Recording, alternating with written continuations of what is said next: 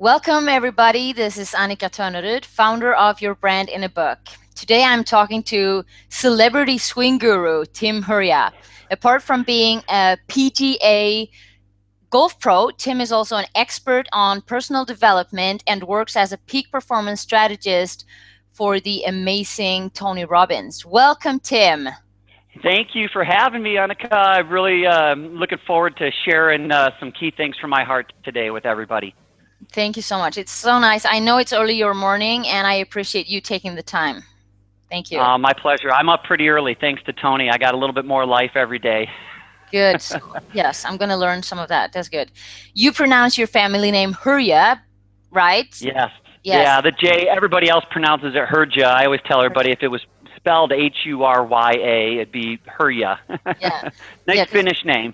Yeah, yes, because being Swedish, I want to say Hurja because it sounds Finnish. So it is Finnish. You have Finnish roots, It is Finnish. Right? Yeah. Yeah, I've been to Finland a few times. My dad's 100% Finnish, and yeah, if you go to Finland, they look at my name and they laugh so much because it's Timo Hurja, and Hurja is an adjective. It means outrageous in Finnish. It's not a surname. So my family name is Pitkäkangas. But they called my great-grandfather Hurja Matti, which means crazy Matt, an outrageous Matt. And so when he got to Ellis Island, they said, "What's your name?" And he said, Matt Hurja. And so, yeah. Okay. So do you speak any Finnish? Just a little bit. Just my numbers and my greetings, and haven't been a few times. Of course, my dad always, spoke Finnish around the house, and so did my grandpa. Yeah. 1, 2, 3. 1, 2, 3, 4, 5. Yeah. Yep. So that was counting for anyone who doesn't speak Finnish. Yep. All 1, 2, 3, 4. Yeah. Okay. So you're a peak performance strategist, right? I think I got a few titles. Yeah. Let's take that one because I wanted to ask you, do you know that there's a clothing brand called Peak Performance? Yes, there is. Yes. Yep. I'm very familiar with it. Yep. Swedish, like sports brand. Because I'm Swedish, I have to mention it because, well, I love my Peak Performance jacket, but it's actually a really cool brand name and great quality clothing. Do you use any of it in your golfing? Peak Performance, I think I've got a jacket, an outer jacket that's water resistant. Well, I live in Palm Springs, California now. I'm from Michigan, but so that never comes out of the bag. So I don't, it's been a couple years since I've seen rain. It's been raining for 7 months. Oh, we don't get that here. I kind of miss the rain. Okay, yeah. I'm going to see what I can do about that. Try to shove it over to your end. We need it. Yeah, yeah. I wanted to share with you something that means a lot to me. About a year ago, you sent me a little ebook called the 10-Day Mental Challenge. Yes. Yes. Material from Tony Robbins, and I read it. You specifically advised me to check out from a certain page, and I did the challenge. It's about practicing not being angry, negative, or upset, and almost every day I get to practice because it happens right about 7 p.m. My 3 young children are home. We've had dinner, we've done the homework, and mommy needs to clean the kitchen, which I'm not, that's not what I want to do. I want to be with them, and at the same time they get a little tired, so they want my attention, which makes it a little bit more frustrating and the tendency to perhaps snap. And then I go, oh yeah, and then I say, can you please ask me that again? And I answer nicely. So that little thing actually, it helps me to be a better mother, which means everything to me. So thank you. Oh, my pleasure. Yeah, it's called. It was a little ebook that Tony wrote a long time ago. It was a book called Notes from a Friend. If anybody's interested, you can look it up. You could probably find it online, or let me know. I'll email it to you as well if anybody wants to know. Yes, Notes from a Friend. That's a good thing. Awesome. So when I think about your professional situation, I was sitting here and I was going, wow, you have like when I look at it from the outside, I see you're just living the dream. On one hand, you get to play golf, which is, for me, you're just having fun. And in California, My work. It's my yeah, job. yeah. And the other thing is like it's my passion, it's personal development. And not only that, you're a part of Tony Robbins' team. You work with him, you go to his live events. You are living the dream, in my opinion. Like, do you feel the excitement I do, or is, it's your daily job, that's what you do? People go, dude, what are you smoking? You're so excited. What are you doing over there? I go, listen, I'm not on anything other than life. If you've seen what I've seen, if you've seen all the lives transformed after all these events that I've been through, especially my life, I think you'd be even as excited as I am, or even more. So I get up every day and I'm so blessed. But, people go, you're so lucky. And I just go, there's nothing farther from the truth. This wasn't luck. Yeah. This was something that I set my mind to and I decided on doing. And I put in the time and the effort so that I could live the dream. And I think everybody has that opportunity to live their dream as well. Yeah. My uncle, Kia, I'm going to say his name, he said to me that there is no such thing as luck. And I think he's right. So, but I'm so happy to hear that you're excited about what it is. I am, and I have to kind of chill out, especially because you don't play golf that great when you're all excited. You have to be a little different mindset. But my dad always said something to me, and he reminded me one day. I said, "Man, I'd rather be lucky than good." And he said, "Son, I'm going to correct you there." He says, "You'd rather be lucky and good." And I went, that's an interesting kind of little phrase there, but the training never ends. That's the one thing that I know. Being a professional golfer and being good at anything in life, the training never ends. And you should embrace that. Like, go, yay, it never ends. Some people go, oh, the training never ends. Yeah. And then they stop and they give up. Yes, true. If you take all the learnings from your golfing career, and is there anything about the game of golf that can teach us something about life, like how to deal with challenges, how to get out of the bunker, and how to stay on our path?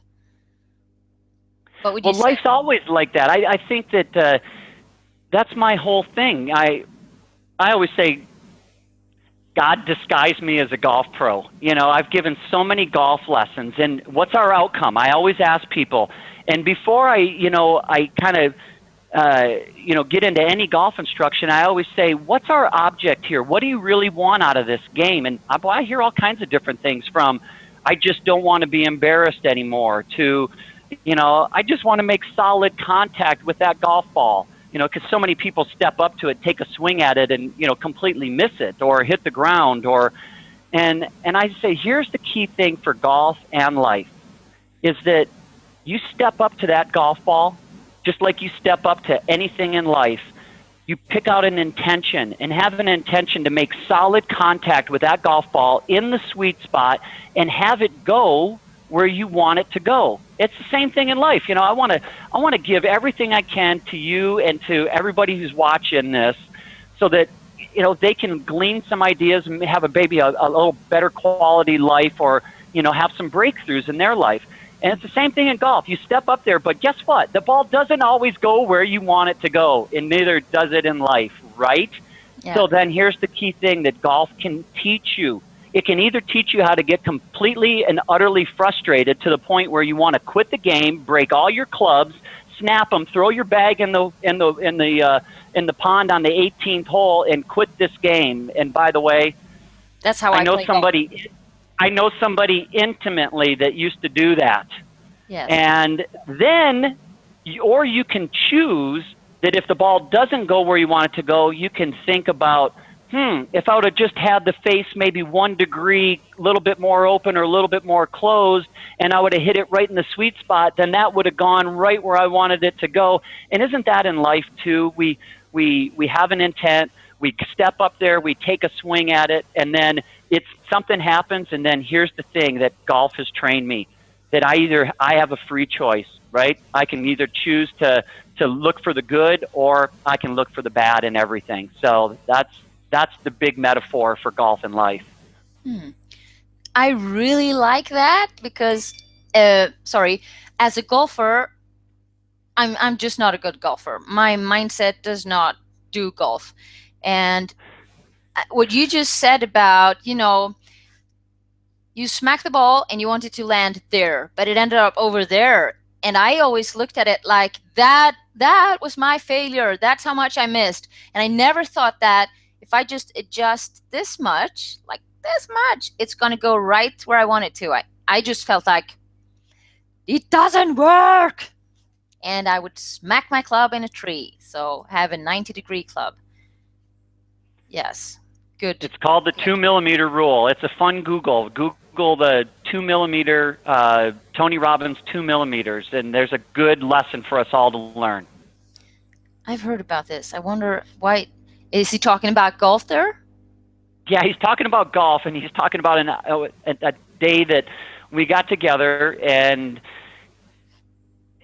Tony can come in pretty strong, right? So I had an opportunity to mess with the big guy. I like to break patterns, and I didn't know I was doing that on purpose. But, one day he's like, he hits one shot or whatever and outdrives me, and he's like, see, and he's all like, I got you, right? That whole, macho masculine thing, that a lot of golfers like to go out there and compete against their buddies, whether it's females or guys, it's like that whole thing, right? Yeah. And so we played around with him a little bit, and I just kind of opened his stance up a little bit just to show him, because you can't just know, if you're doing it right all the time, what happens on a day that you're off a little bit? How do you know how to get back on course? So we had a little fun with the big guy, and he started hitting these slices. And then I said, hey, I didn't show you this yet, but here's the deal. It's like hitting a golf ball is like pounding a nail. If your club face is 1 degree open or closed, you're not going to get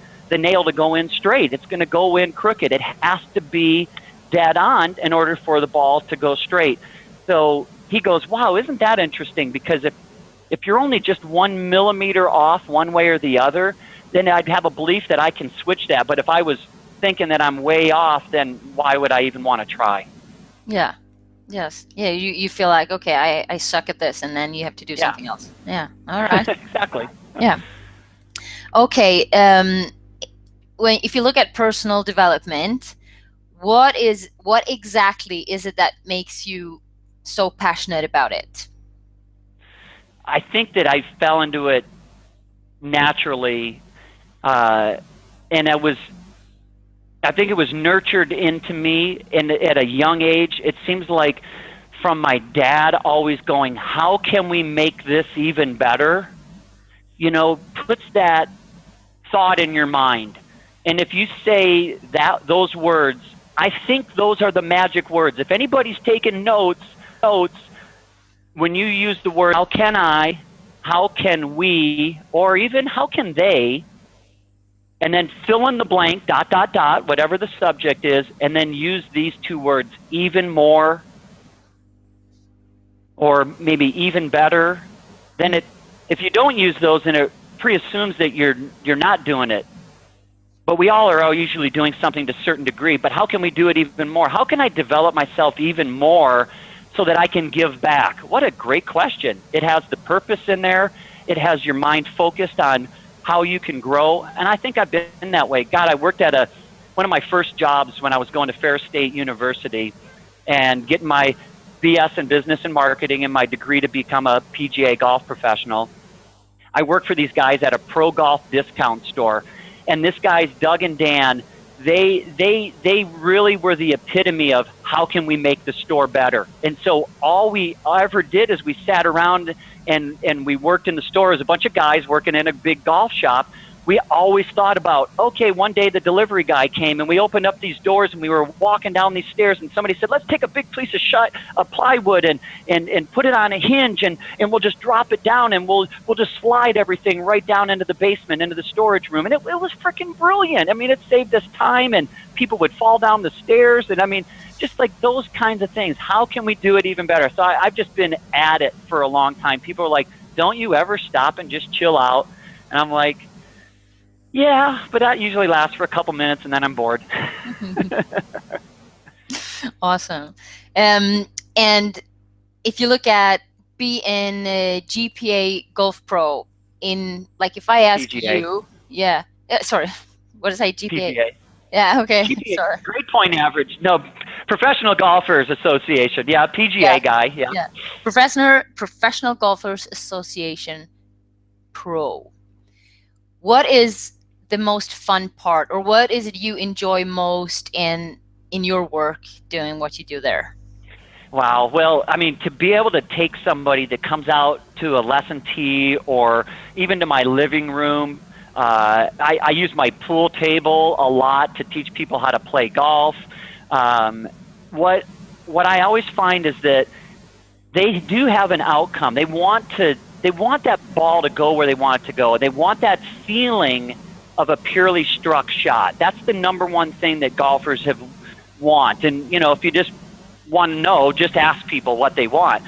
So to get them to hit that pure shot and have it go where they want to go, knowing that that's going to change their game, the rest of their life, their enjoyment of the game, I walk away from the lesson tee and I always just have this, wow, I know I had an impact on that person's life and I get off on that. That's my high right there. Yeah, that's good. Just so you know, shouldn't be hiding it because then it doesn't work perhaps. I went into my garage, got my golfing bag, and I put the clubs here. So I'm hoping that your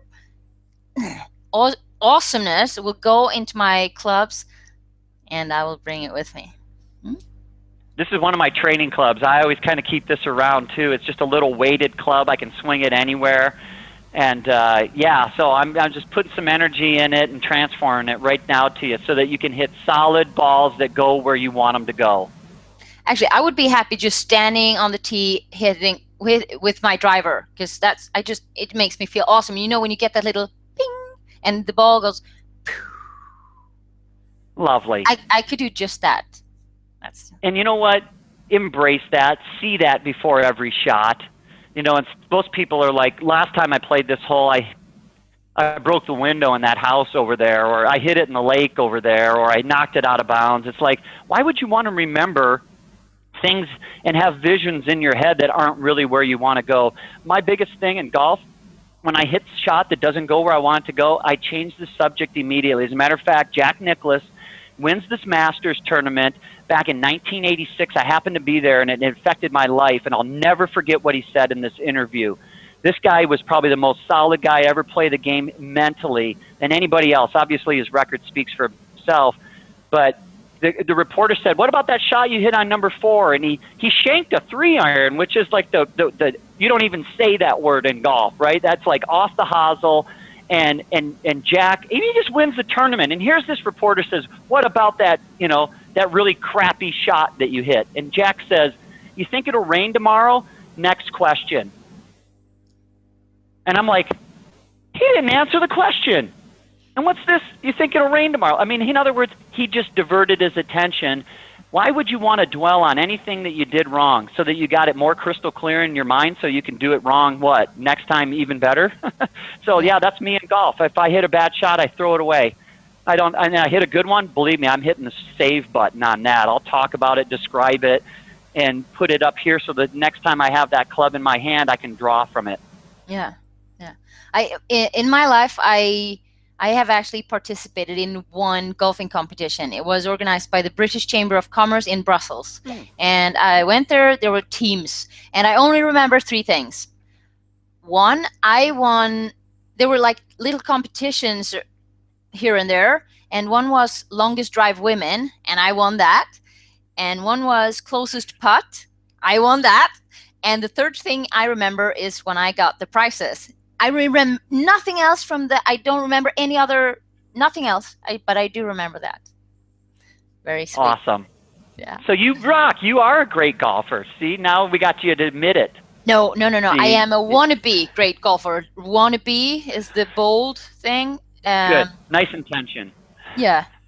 But I'm frustrated because I really wish I was a great golfer because when I look, I can watch Annica Törneryd, the Swedish female golfer, and I look at I it and I love was her. like, it looks so easy. I mean, I'm sure it looks so easy. I'm sure I must be able to do that because it looks so easy. And then I go and I like, and you get that pain in your shoulders, and it's like, it's not that easy. And yes, and then the little 2 millimeter thing, and I'm out of bounds, and my mindset doesn't work anymore. So it's Well, not. we're going to get to probably some other things like that, how to live in a more of a beautiful state. Yes, yes, that would be nice. If I could make my golfing a beautiful state, that would be awesome. All right. So in your business, be it golf or personal development work with clients, do you ever come across the kind of client who doesn't get any results? They think that your advice is not applicable on their life or their swing, and no matter what you say, they're stuck and they simply won't move forward. Does this happen to you? And if so, how do you deal with it? Yeah, I've had it a few times. It's an occurrence that you don't see a whole lot. Matter of fact, I'm recently dealing with a pretty similar situation, and that's the part to me that I actually embrace. To run into somebody who doesn't get it, or just says, I've tried everything and it's not working. To me, I'm like, oh boy, I kind of get excited. I'm like, all right, here comes the challenge, right? And there's always a way to turn someone. And the one thing that I've learned, instead of giving up, is to just change your approach. Keep changing your approach until you get that outcome. And I love somebody, like, bring me somebody who says, golf just brings me pain. I can't play. I got a back issue. I've got this. I've got that. I mean, for crying out loud, I met a blind guy a year ago, and he's like, golf, and I go, I can teach you golf. And he's like, I go, no, you come to Palm Springs, I'll teach you golf. And I taught him golf in one day and blew him away. It's like, That must I'll be a nice figure thing. out a way. Yeah. And it was. And that's why I wanted to do it, because I just knew that I could change this guy's life by showing him that he really could play golf regardless if he was blind. And I told him, I said, you got an advantage over everybody. He goes, what's that? I go, well, you can play at night. Yeah. Everybody, There's nobody out there. Tim Hurja, who can make a blind man golf. And That's awesome. there's a video out there. They documentaried it, and it's a fun video. It's with Hamid, who, this guy has done a lot of things, but yeah, it was a real pleasure. It was the second time I got to do it. The first time was like 15 years ago, and I made some bold claim that I could teach anybody, how to purely strike a golf ball, and a blind guy showed up, and that took me about 6 weeks to figure it out. And I always said, if I ever get somebody who can't see, I know what to do now, how to teach them golf. And then when I saw him, and yeah, it was just such a beautiful thing to see him, giggle and laugh and be able to, hit the ball. Yeah, that's a miracle. You made a miracle for him. That's I beautiful. love doing miracles for others. I love doing miracles for myself and others. That's part of my purpose in life. Yeah. It's actually almost nicer to do it for someone else, because then you're part of it, and you feel awesome, and you see how happy they are. It is nicer to do it for somebody else, but don't forget, if you don't do it for yourself, maybe in the beginning, then how are you able to do it for others? And that's not a selfish statement. That's a philosophical, deep conversation, maybe for another webinar. Yes, absolutely. That is a very, very good topic, and important, because I think there are so many people who want to help and do good for others and heal others, but most of us suck at doing it for ourselves. Yeah. Really. And is it sustainable if you always are working on others and you haven't done the miracle for yourself? I mean, how long can you do that for others before you're burnt out, or you're tired, or you're sick, or you're in a hospital bed? And yeah, I think the important thing is we got to keep ourselves at a peak state so that we can do more miraculous things for others. That's my little gleanings and breakthroughs in all these years. Yeah, that's good. Is it correct that your relationship with Tony Robbins started 20 years ago, when he actually came to you to learn the game of golf? Wow, it was almost 20 years ago. As a matter of fact, I'll never forget it. It was Christmas Day, 1999. And I get this phone call from my buddy. At that time I was working with a company called Natural Golf, and our promise was to shortcut people to playing good golf. And he said, "What are you doing tomorrow?" And I said, "What do I need to do?" He says, "Can you fit Tony Robbins for golf clubs, and then we're going to teach him golf?" And I said, "Absolutely." So, yep, on December 26, 1999, the big guy shows up at my little golf training center in Palm Desert, California, and that began what has just been the most. I said that was the best Christmas present I probably ever got. Yeah, I Yep. trust you. Yeah. Did you already know about him? Like, I knew Tony. I mean, of course, I'd seen all of his infomercials and all that, but honestly, at age 32, pretty significant, driven, self-assured PGA golf pro. I had taught so many, celebrities and stuff at that point. So that's nothing honestly, I special. was like, big deal. It Yeah. was like whatever, Yeah. But it turned out to be something quite special. And was he a good student? Tony's the best student I ever had. I never learned more from any other student that I've ever had than Tony on how to actually convey how to hit a solid golf ball and have it go. And you want that quick story? Yeah. I think it's probably the biggest lesson I learned. It was in the first lesson, and I'm sorry, Tony, you watching this? Buddy, hey, you've come a long way. But, boy, he stepped up to the first couple balls and took swings at them and shanked them and whiffed them and hit them all over the place. And then he looks at me and he goes, "What am I doing wrong?" And I took a deep breath, and I was ready to just unload, because that's the question that so many golfers have come to me, and so many people go to their pro in whatever sport it is, and they go, "What am I doing wrong?" And you know what? It's so easy to answer that. There's a million things you can do wrong. Anybody. You don't even have to be a PGA golf pro. You can go, "Oh, your head's moving. Oh, you're swaying. Oh, you took your eye off the ball. Or, your hips aren't turning enough, or you're taking it outside." There's a million things you can do wrong. And before I could even get one word out, he takes his hand and he goes, "Wait!" right into my face. And I got a big hand, but this guy's got a bigger hand. He goes, and his eyes roll up in his head. And this is what he says to me. He says, "Forget that question. How can I make solid contact with that ball and have it go where I want it to go?" And I kind of went, "Woo." I go, "Wow." I didn't have that question before. And he goes, "Right." And he goes, "Let me tell you something. Anytime anybody ever asks you, what am I doing wrong, ask them this question. Do you want to know what you're doing wrong? Or do you want to know what to do right?" Yeah. And then he says, "What do I need to do right?" And all of a sudden it came out of me. I just said 5 things. I go, "You got to be in balance so that you can be in good tempo, so that you have the best opportunity to focus on making solid contact. And then you just have to have the path going down the line and the face square. And that's how you'll hit a ball where you want it to go." And he goes, "Teach me that." And from that day forward, that's all I do, is teach people how to do things right. And that was probably my biggest breakthrough. Yep, with Tony. That was kind of wild. First lesson. Thanks, Yeah. big guy. Good student. Really good student. The best student I've ever seen. Yeah. I was in a conversation the other day that, I was going to say it's an argument, but we were argumenting. The other person had the opinion that you must work on your weaknesses. And I've read many books, and I said, don't you think that it's a good idea to focus on your strengths? And because if you make your strengths, like if you go ahead and double how good you are, like you can become number 1.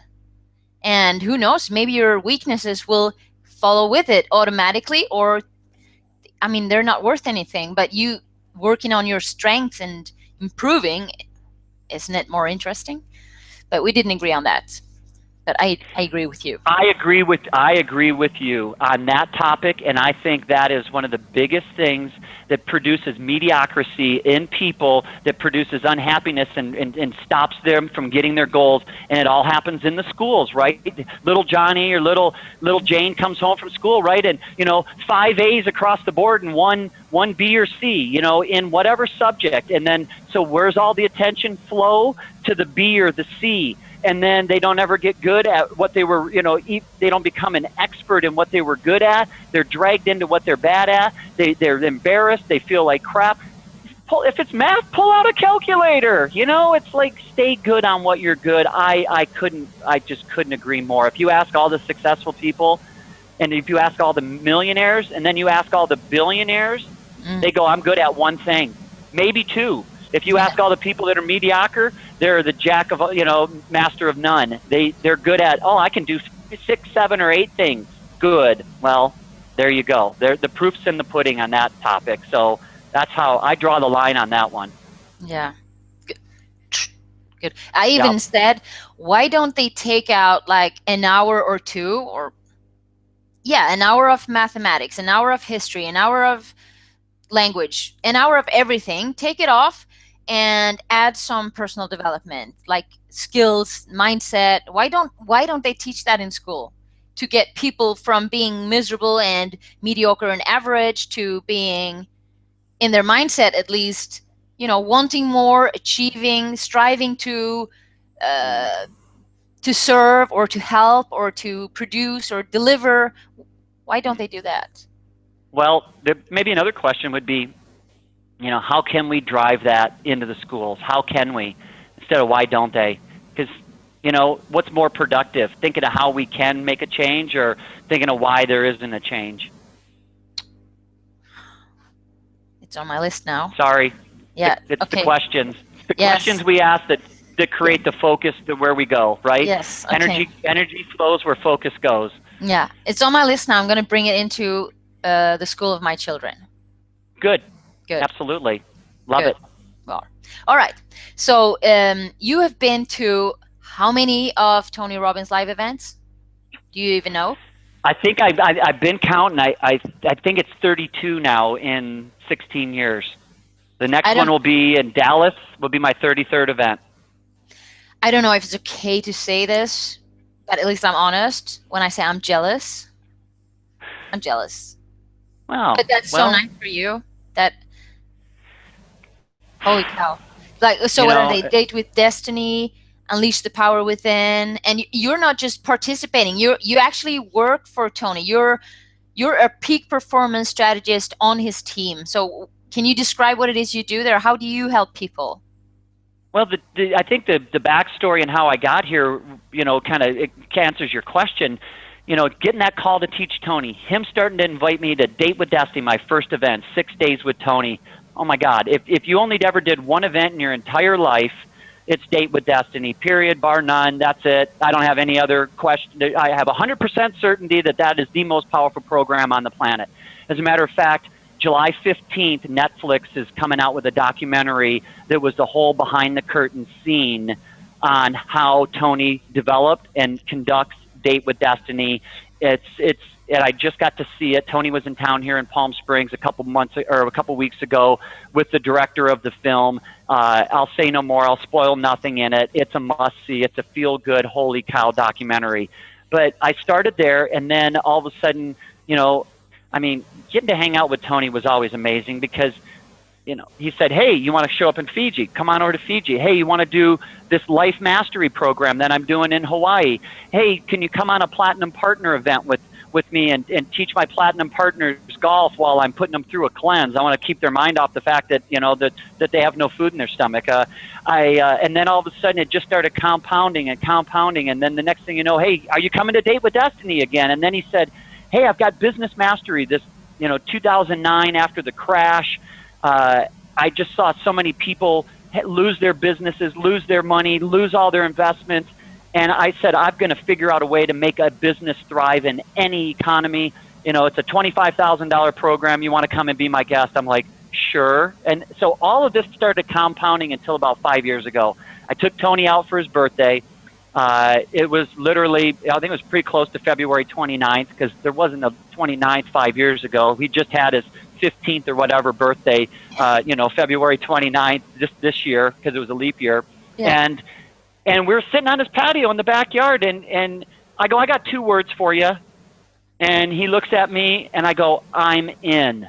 And he laughs. He goes, what does that mean? And I go, I don't know. And we both just cracked up for 30 seconds. And I said, listen, Tony, I said, I know I can transform golf games, but I've seen tens of thousands of lives transformed at all these events, especially mine.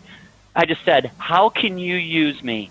And, he eyes rolled up in his head again, and he goes, well, I'll give you an introduction, but there's a gal at the company that runs that whole department, and I'm not gonna. She runs it. If you're part of the team and you can join the team and fit in with her and what she, the culture that she has there, go for it. I thought I might do it for a year, go glean everything from the Tony Robbins company, and then go maybe do some big things in golf. Here I am 5 years later. I'm so addicted to what I get to do every day, talk to cool people, make a difference in their life, go to these events. Now, instead of going there and growing, which I do every time, by the way, every time I go to an event, regardless if I'm there to participate or to volunteer, I always go in with an intention. And here's my prayer. Whether you believe in, a creator or you believe in the universe, I think it's great.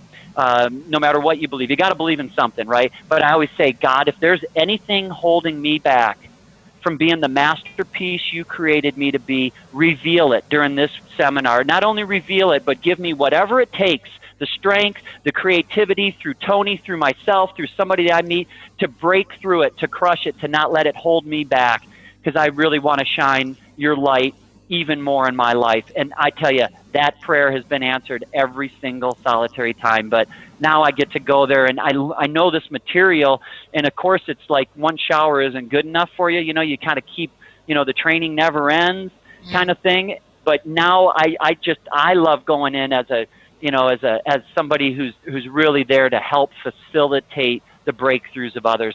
I get off on that. I really get off on watching other people have breakthroughs, and I can see why Tony's so addicted. He wouldn't have to work another day in his life, and he's working harder than anybody on the planet to help people, is my belief.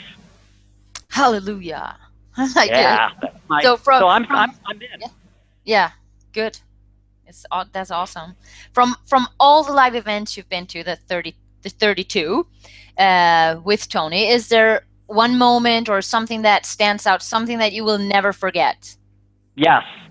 I transformed myself 5 years ago into a superhero, and the superhero was Cat. And here's the backstory. During one of these exercises at Date with Destiny, you're asked to, now that you've hung out with this partner and you've connected with them and you know what they say that's been holding them back, and you get to really have a feel for them, Tony does this exercise. He says, I want you to give them 3 stokes and then do something like this. It is, and my partner looked at me and he said, this is my buddy Gordon, who's my brother for life. And he says to me, he says, Tim, he says, oh my God, I feel your heart. You have a sincere heart to help others. And he goes, and you're really good at communicating and teaching, and you have this ability to be so hospitable. And then here comes the hammer. He goes, but it's my hallucination that, and then he goes, Pat. And I'm like, Pat? What are you talking about? And he goes, I go, like tattoo? And he goes, no. He goes, talk about it, Tim. Oh my God, I sat down and I just and then I went, yeah, or think about it, Tim. And then I went, now I now transform myself into take action, Tim. And I just went absolutely berserk. There comes a time in your life when you say, enough's enough. And that's the breakthrough. That's the cutting point. And I said, you're right. And then I'll tell you, the last 5 years, that's me. I put myself in a peak state, And instead of talking about it and thinking about it, we need to think about things. We have to have some intention, and we need to talk about it to maybe get the concept clear. But those moments are much fewer. The action side, I'm the take massive action guy. I'm take action Tim. That's me. That was my biggest breakthrough. I don't know what to say. I got goosebumps. You know, my name, my initials, and the name of my company is ACT, A-C-T. My name is Annica, A, Charlotte, C, Törneryd, T, Törneryd. ACT. So take action, Tim, the superhero. Take action. Yeah. I transform myself. That is and you know what? Here's the pose, right? I do this on the first tee too. I'll be like,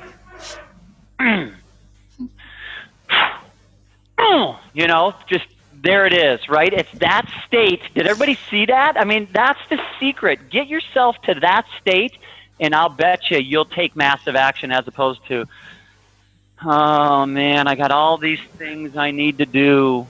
I think I'll go play golf. I'll go work on my golf game. That used to be my escape.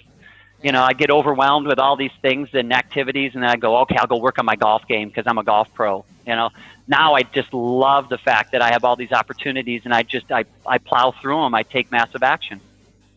Yeah. Act to exceed. Yeah. Awesome. I have never yet had the pleasure to be at one of his live events, so I watch him on YouTube, right? I love YouTube. And I have a personal favorite. I saw him work on whatever you say, a man who had a really severe stutter, like really. Yeah. And so they went back to like, where does this come from and why, and had a massive breakthrough, and the man ends up screaming and talks with a clear voice. And I was like, because that must have been like his life changed there. Seriously. That's another miracle. Very inspiring. If I've seen so many of those, that's what I tell people. I'm like, okay, I'm gonna get you prepared on how to not only prepare yourself for the event that's coming up, because the event really starts the day you say, I'm in. And it's like my golf tournaments. As soon as I send in my entry form, I'm like, that couch over there, I'm not on it as much. That refrigerator over there, I'm not in there as much. What happens is I'm at the golf course, or I'm putting, or I'm chipping, or I'm working out, or I'm at the gym, and something happens. But when you prepare yourself, for that event and have the opportunity to have those breakthroughs, I think that's kind of the, that's where it all starts, right when you freaking say, I'm in, I'm going to this event, and I'm going to go and have some breakthroughs. I'm going to go break anything that's holding me back, and I'm going to change my mind on anything that's limiting or, comes from some scarcity standpoint in my brain. Yeah. Awesome. So you just told me about, was it Gordon, his name? Gordon. Yeah. Gordon was, yep. And yeah. Gordon is just, when you go to Date with Destiny, you end up getting this partner that you pick, and they're there to really serve. You're there to serve each other, and then you have your whole team that's there to help you get your breakthroughs, and then you have trainers that are there to overlook you while Tony facilitates these amazing, 6 days that, talk about full immersion. I mean, hey, I always wanted to learn how to speak Italian. I think one of these days I'm just going to go live there for a couple months, right? I mean, hey, go put yourself in the middle of Rome, right? And you probably, forget the translation book, and I'll probably learn how to speak some pretty good Italian. Buongiorno, tutto bene? So, what is the greatest thing that has happened for yourself in terms of personal growth, understanding, or ahas in your life, in your career as a peak performance strategist? Not now talking about Tony Robbins events and Gordon and your tat. So you're asking me maybe one of the biggest things that, as far as what, that's affected me personally, or how like working as a peak performance strategist with clients. Like one of the things you mentioned, having a student like Tony who says to you, how can I make, asking the right question, which you said has helped you through with every other student. Is there something else in your, not in the golfing, but in the peak performance, personal development that has been a big thing for you through your work that has helped you as a person? Yeah, I think the key thing that's helped me as a person is to live in gratitude. I consciously every day I prime myself every morning, and I prime myself for the day ahead with really amazing thoughts of gratitude. I have a habit. I'll put my hand over my heart. I'll thank God for this heart that's beating in my chest, and I didn't deserve it. It just happened, and while it still beats, I'm alive. And so I go through a whole gratitude flood, and I get myself to be really grateful, because when I'm grateful, I can't be depressed. I can't be thinking about all these other, negative thoughts. And then it puts me in a great state to where now I play my best golf, or I'm my best coach. And I've used that tool. I mean, I get calls all the time. I'm on the queue, and I've got a virtual office. So it's another great day at the Anthony Robbins Company, no matter where I'm at, as long as I have internet. And believe me, I get those calls sometimes like, I got the gun to my head right now, and oh my God, I just, and it's like, that's when you go, holy cow. And of course our protocol is, okay, ma'am, you need to hang up, or sir, you need to hang up and call the 1-800 suicide hotline. I can't help you kind of thing is the protocol. And yet in life though, I've had that, and I'm like, okay, outside the Anthony Robbins Company, I'm gonna take a shot at this. I love the fact that Tony says he's never lost a suicide in his whole career. And I mean, and he's saying, not to say that may never happen, but knock on wood. And that's the one thing I do with anyone who is at that state. I say, can you play full out with me? Can you close your eyes right now? Will you think back at a moment in your life when, and then I'll have them put their hand on their heart, and I have them think of all the things they're grateful for. This happened maybe about 6 months ago with a client, and she said she'd play full out. She closed her eyes. We talked, and all of a sudden she opened her eyes, and I go, how do you feel now? She goes, I feel great. And I go, okay, good. I go, from this state, what should you do? And she goes, well, hey, I just got married, and this guy's been, messing around on me. And you know what? I'll give him the divorce. You know what? He can go be with her. It's fine. I'm going to get off these pills. I'm going to go back to the gym and start working out. And I'm not going to fret over all this anymore. I'm going to go be with a guy who I want, that wants to be with me. And you know what? That's great. I wish him the best of luck. Oh my God. All from that state of mind, right? Just change your state, change your focus, and, you'll have a different outcome. So make good decisions from a peak state. That's what I do. I learned the most key thing is to manage your state. Everything else comes from that. Hmm. Yep. That's what I do. I manage my state. I can just squeeze my fist, and I'm at a peak state, whether I'm going to make a putt, or I'm going to give the best interview, or I'm going to try to help somebody have a miracle in their life. Yeah, that's beautiful. So, and what about you? What has been your most challenging moment in your career, and how did you deal with it? Wow. I think the most challenging point in my career was in 2009. 2008, I moved into this beautiful, huge office. I ran a company at the time, a golf travel business. I had been doing it for 17 years. If anybody asks you, who are you, Tim? I'd always say, I'm a PGA golf pro. I have a golf travel business. I have a meeting planning company, and I just love to teach people the easiest way to hit a golf ball. That's who I am. Be careful on those words. Whenever you put I am in front of anything, you will be that person. And then I did the right thing, maybe at the wrong time. And that was I expanded.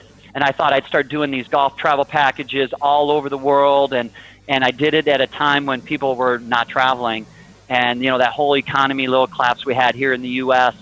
And it caused me really staying open. So I closed the doors, and it was probably the most difficult time. My name was on the company. I had all the debt that was on the credit cards. My name was on those cards, and that was a real tough time in my life because I had to inevitably say, all right, what am I going to learn from this, and how am I going to grow so that number one, I don't put myself in this position again, and how am I going to pick myself up and take it to the next level. And thank God I walked in the office one day, and I had this golf simulator in the office, and Tony was kind enough to put it there. He has a few of them, and it's a way because he would go to the golf course and basically get accosted walking into the golf shop, get accosted at the driving range, and it was just the whole pain in the butt stuff to have to get his clubs out, go there, talk to everybody, just to hit a couple golf balls. So he put one in his living room. So I had this golf simulator, and I walk in there, and Tony's banging balls one day, and I come in there, and he looks at me, goes, "You don't look so good." I go, "Yeah, I just came back from the accountant." He says, "I'm losing like $20,000 a month," and Tony kind of chuckled, and he says, "Oh, I've been hearing this over and over and over and over and over from all my friends," and then he said, "Hey, there comes a time when you need to make some decisions, and it might be better for you to either grow your business right now or to do something different." And I took that path. I did something different, and I look back, and I'm so glad that all happened. And now I'm really where I'm at, and I'm actually happier now today than I ever was back in the day when I did all that stuff. So it's interesting to look back. I thought, oh my God, I'm so embarrassed. I've had perfect credit my entire life, and now what's happened to me? So yeah, I think that was my biggest challenge. Everything will be okay. That's what he told me too. And you know what? He put me with some good people that walked me right through all of that. And that's why I love to do that with others too, give back. Yeah. Okay. Okay. If I ask you, in your opinion, what is the exact ingredient or reason or factor that some people are so passionate and into their personal growth, whereas others simply they couldn't care less. It's not on their agenda. You know what? It's easier to do nothing. Screw it. This is the easy way out. And you know what? If you want to take that route, I always tell my friends, I love you. I care about you. And when you're ready to grow or to step up, I'll always be here, and I'll always be a phone call away. But until then, I wish you the best. I know, and it's not anything from other than I love you, but you are your peer group. So, but I love those challenges, and it's an interesting thing to kind of dive into the psyche of those people that don't care or don't want to try on, hey, look, everything's fine for me. I'm fine. I don't need to grow. I'm just okay. The couch is fine for me. I don't need that. And I don't need that. I don't need all that and stuff. And I just say, well, it's interesting because that's one of my biggest challenges, is because I can come around people where I'm such a constant, never-ending improvement guy. That's how I feel my life is. I want to continue to grow at such a high rate right now in my life so that I can give back even more, and I love to connect with people when I am growing, and I can do it in such a variety of different ways that I really feel alive. And so I think that's the difference between people. There's that fine line, right? As soon as you step over it, it gets addicting. But yet when you're on the other side of it, it looks like, well, who are those people and what Kool-Aid are they drinking and like what's up with them? So I get it. But yeah, what a cool question that you asked, because that's a mystery for some people. I kind of think I figured it out. Yeah, yes, I'm paying attention to what you say, because this is something I really wish I could understand, because I seriously cannot understand how. I'll give you an example. Like, for me personally, the greatest gift, one of the greatest gifts I can imagine receiving is that if someone would gift me a ticket to Date with Destiny, like to go and have this amazing experience in my life. And even if I would give it to myself, an investment in me, I think that would be the best thing I could do for myself. And then you take someone else, they would just consider it a waste of money, insane. Would like they literally, it's not like they wouldn't consider it, but they even think that it's people are woohoo for doing that. And I just don't understand how is it possible that people are so different on this point? Because living life is, how can you just wake up, eat breakfast, go to work, go home, sit in the sofa, watch TV, eat some more, go to bed, and then repeat that over and over and over until you're dead? How it stresses me out.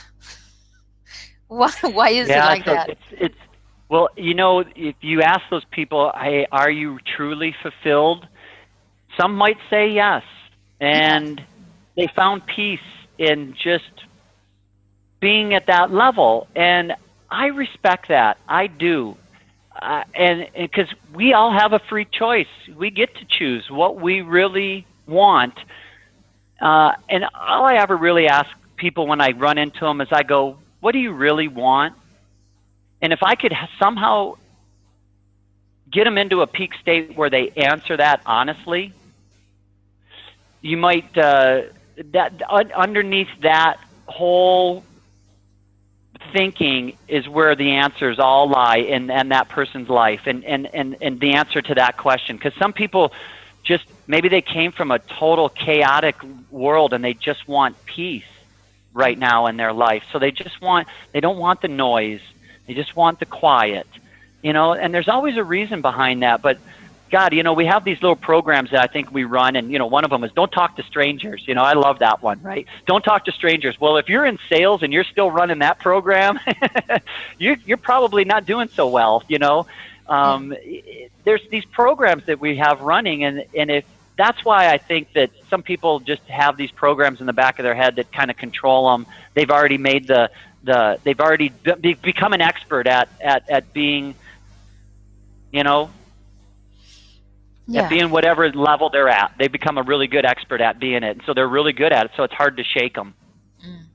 Yeah, and it's Hmm. hard to have a relationship like a friend or family, whatever it is, and being so different. But Yeah. But yes, we still got to love them. We yeah, get to love them. We don't yeah, have to spend a lot of time with them, but we can sure love on them. absolutely. Okay, so jumping over to the other category of people who really want to improve and grow, what's your best advice to someone who strives to be a great leader and inspire others?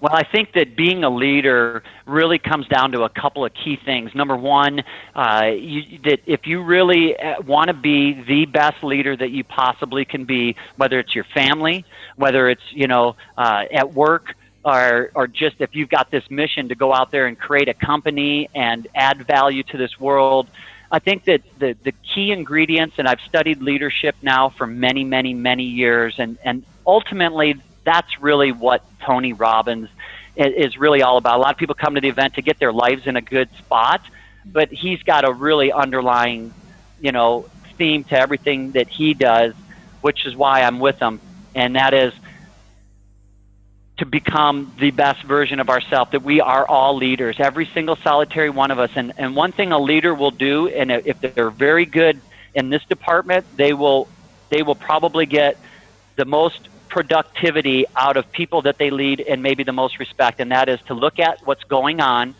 and to call it what it is. Not make it more than what it is, and definitely not make it less than what it is.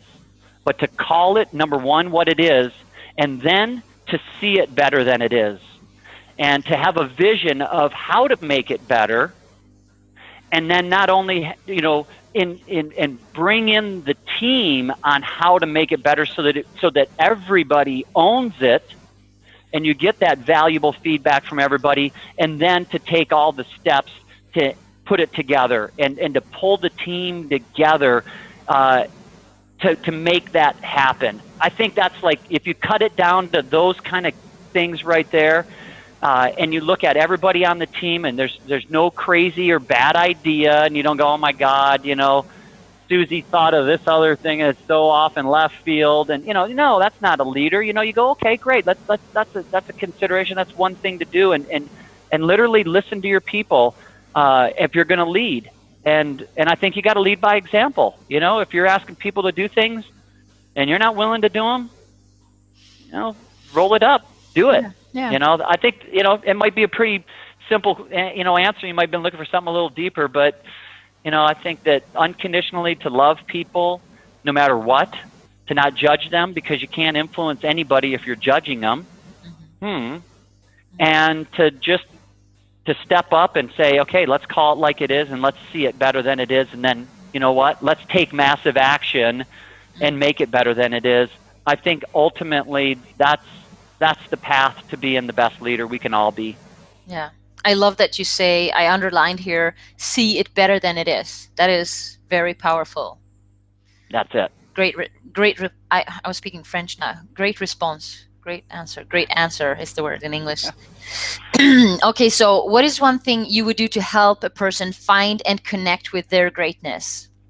Yeah, wow, that's just that's my thing. I dig deep. I ask the right questions, and I think everything has to do with the questions. And remember that book that I gave you? Go back and look at it. I told you to read pages 45 on that, or 43 or whatever in that, the 10-day challenge. But I also said, hey, check out the questions part on pages 24, 25, 26. 26. Yeah, 26. And that's ultimately, to help somebody find their greatness, you have to be an expert, I think, or I don't want to say an expert. I don't want to put that in anybody's head. You just have to know the right questions to ask. It's that simple. It's as easy as it is if you can ask the right questions and make sure you got somebody in a good state where they'll answer the questions, then this greatness will usually appear really quick in front of you.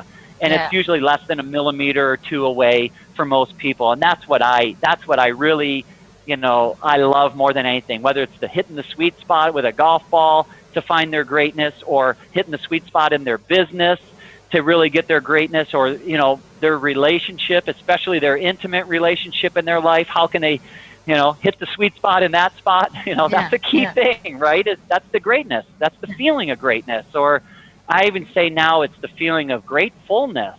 Little different play on the word great. Great, grateful, gratefulness. That's a good one. I think people find their greatness when they're in a grateful state.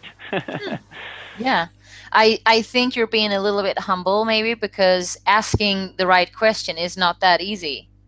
You actually... It's not. It took a lot of training. Yeah, not anyone can ask good questions. And that's the thing. If you don't ask the right question, or the question that will help the person deliver or come with that great answer for themselves, if you don't have that perfect question, it won't happen. So I think you're doing something really good there. Okay. Do you have a daily routine of things you do to be the best version of you? Yeah, I'm a state management junkie. I from the moment I get up, I'm managing my state. I believe we all have the choice. Period. You can either live in these amazing, beautiful states, or you can choose a different state. And I have built the muscle every single day. When I answer the phone, the next phone call, I'm like, I just make my move, and I just Anthony Robbins Company, this is Tim. How may I serve you today? That is me. And people are like, oh my God, I like your energy. And they're not seeing me on the other end of the call, but that's what I do. I very seldom am I sitting down. I'm sitting down in this interview because I want to try to get in the picture here, but I'm up, I'm moving around every day. I don't sit at a desk and stare at it. I use a headset. I ran a call center. I realized that, being tied to a cord in a phone isn't the isn't a great state. Sitting down at a chair isn't going to create the best version of Tim. So I have rituals, absolutely. From the moment I get up till I go to bed, and I go to bed thinking, thank you for this day. Thank you for another opportunity. And if I wake up in the morning, then I want to be, I want to be even more alive. I want to feel life even more, and I'm going to do it even more. That's that's me. And I think that I keep sharpening myself. That's it. You keep sharpening yourself, and guess what? You get sharper. So that's me. I have all these little rituals. Yeah, I've got a ton of rituals, and I think it's all in the little stuff. It's just you create your rituals, and your rituals then create who you are. Absolutely. Yeah, as of now, I also want to be a state management junkie. State management junkie. Just say, I am an expert when it comes to managing my state. And just say, because whenever you say I am, because again, if you say I suck at managing my state, blah, blah, blah, I just do that because I'm not going to let my brain even, process that at all. But I am a state management, expert, and I know how to manage my state. And I know how to change other people's states too, a lot of different ways to change somebody's state. Get them feeling grateful is my, my biggest secret, my biggest weapon. And I always ask people those good questions. So, what are you most grateful for? What's good in your life right now? What could you smile about? And a lot of people say nothing. And I go, nah, there's something. I am an expert at managing my state. Yes, good. All right. You got a great state on your face right now, too. Okay, Tim, what is the best way to connect with you for someone who wants to connect with you and hear more about how you work, or maybe try to come to one of Tony Robbins' live events? Yeah, gosh, I'm really easy to find. I'm the only Tim at the Anthony Robbins Company. Okay. You can, and then all you got to do is go, hey, who's that golf pro guy, Tim? You can go to TonyRobbins.com. You can dial any of those numbers. But happy to give out my direct line, or I'm sure we can do it in the in the notes on wherever we put this out. But my last name is Hurja. I'm a fun Google, Tim Hurja. Anybody can find me. I'm on Facebook. I'm on Skype. I'm on Twitter. I love to connect with people. So, tim.hurja@gmail.com is always a good email too. So it's going to explode now. That's what I love to do. I used to get overwhelmed easy, and now I have a definition. The only time I'll ever feel overwhelmed is when my desk is completely packed up with so many things that it's all the way to the ceiling and I can't move. It hasn't happened yet. So guess what? Since I changed my rule, I've never been overwhelmed since then. Or if I am, it happens for a couple seconds and then I laugh.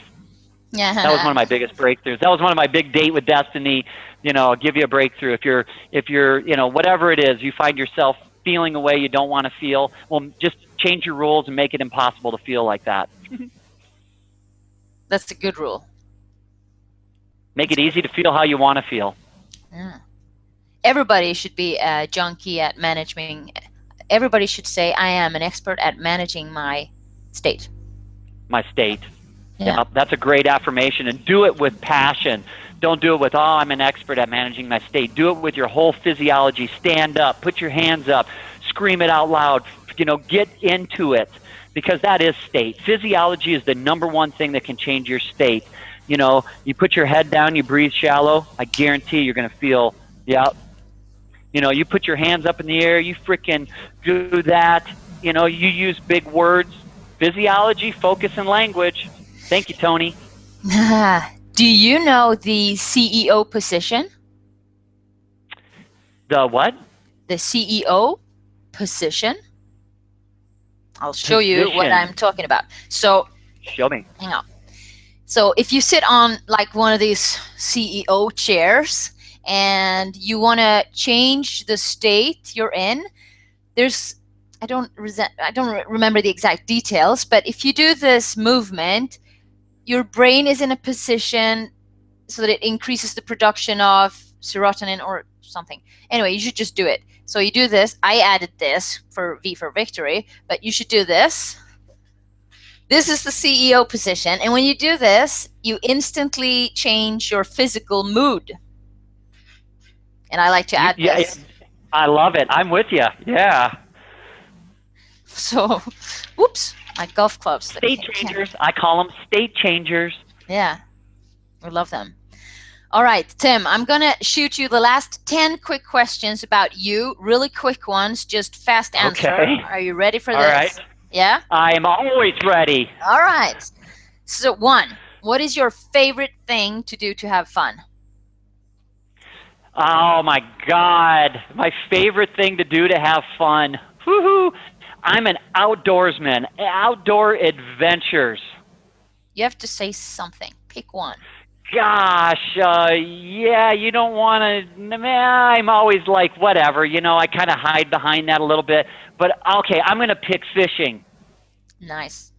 I'm Good. not going to tell you about how much fun I've had hunting in my life because people might be offended by that. So I'll talk about fishing. Yeah, that's good. That's a good one. Can you share Fuck you if something? you don't like me hunt. Just kidding. Can you share something that most people don't know about you? Most people don't know that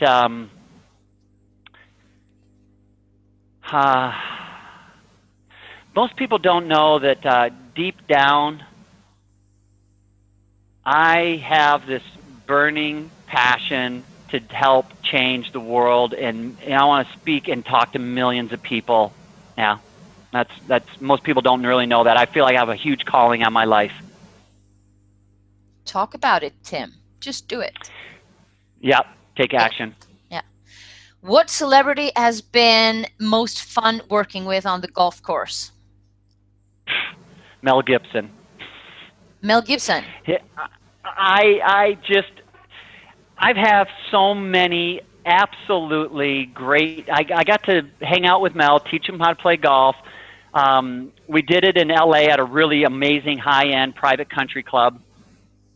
I'll never forget one day we're on a par 3 and Mel's kind of maybe playing a little slow or whatever, and because we're hitting extra balls and whatnot. And I look up and there's somebody on the tee, and so I'm like, hey, let's let these people play through, and so we wave them through, and down comes Wayne Gretzky and Claude Lemieux, and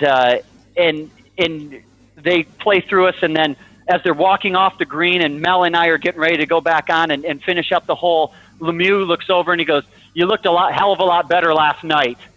And Mel goes, "Oh, what lethal 1, 2?" And it was just so fun. And then, just to hang out with this guy.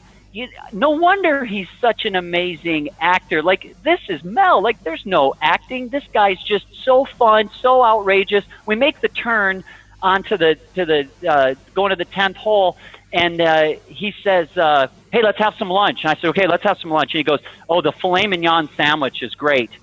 So the waiter comes up and he says, "What would you like for lunch?" And like, what am I going to do? Mel just tells me that the filet mignon sandwich is great. So I say, I'll have what he's having. And they bring out this filet that's like this big on the plate. And I'm like, I'm going to play decent on the back nine. There's no way I can eat this whole thing, And so I eat about half of it. Mel he's devoured his. And he goes, "You going to eat that?" And I go, "No." He reaches over, picks it up, and literally just goes, and he just chows this whole thing down. And I'm like, okay. It was just so freaking, that was just a fun one. So thanks for bringing back those magic moments. Yeah, that's a nice story. What's your favorite book and why would you recommend it? Wow, my favorite book. Gosh, what is now? You made me blank. I had to read it for it was the assignment for the professional speaker boot camp that I went to, and what is it? It's oh my God, I'm going to have to let you know, but it's like you basically you are the voice. I could probably pull it up on my Kindle real quick or something and figure it out. I'll come back to that one. Yeah, you'll get another one, a replacement. It's what's your favorite song? My favorite song, "Time for Me to Fly." REO Speedwagon. Uh-huh. The stories about getting past a relationship, and sometimes there is times in our life when it's time to move on. And but I used to listen to that song when I was swimming, and I picked swimming as one of my sports in golf that I knew I'd do for the rest of my life. And there's something about I would sing that song, and I'd listen to that before I got on the blocks, and yeah, when I got in the water, man, I flew. At least I thought I did. Hmm. I love it. I love to swim. I've been working in California as an American Red Cross lifeguard. Love water. What's a skill you'd love to have without any effort, just like that? Oh, probably without any effort.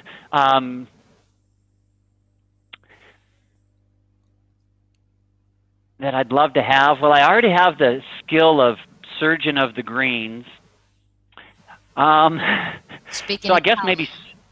So I say surgeon of the greens means I'm the boss of the moss, man. I can get that ball to go in the hole, but I'd sure love to have the skill to have it go off the tee box where I want it to go. Because Oh, when you're hitting a ball 300 yards, it can have a tendency to go a little offline. mm, Then yeah. I'd really be out. Then I'd really be out there, living the big dream on the PGA Tour. Hitting the ball down the middle of the fairway. I know I can putt.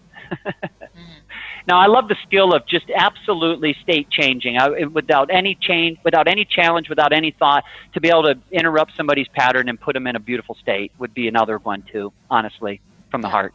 Mm, awesome. What did you want to become as a child? It's interesting. I had some phases. First I thought I was going to be a pilot, and then I thought I was going to be a cook, and then when I was in the 8th grade, I knew I was going to be a golf pro. So I've known this that was going to be my life's path was I wanted to do everything there was in the golf world. So Hmm. and I've kind of expanded on that now. Yeah. So if you had to change career to something hmm completely different, you had Hmm. to, what would you do? Wow. If I had to, I'd be a guide in the outdoors. Mm, yeah, Yeah, that's, I probably would. I'd probably be some like outfitter. If I had to, yeah, send me off to Colorado or Idaho or someplace, and I'd be just like showing people the most amazing experience out in nature. That'd be me. mm, Niagara Falls guide.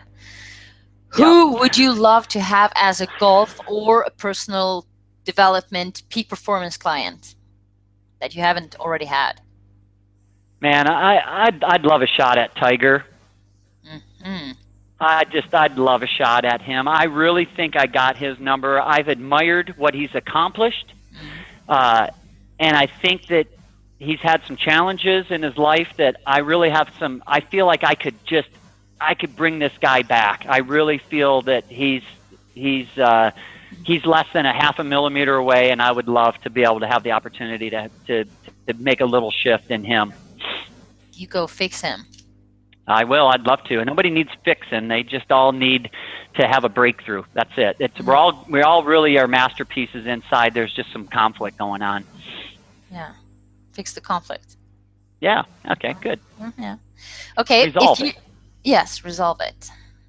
If you write a book about your story and wisdom, what would a great title be? How to miss it one groove low. Hmm. See, in golf, there's a thing on the club face. It's called a groove. And in golf, there's a little ball, which we call the golf ball, and there's a big ball. We call that the earth. And the little ball sits on the big ball. And the object of golf is to hit the little ball first.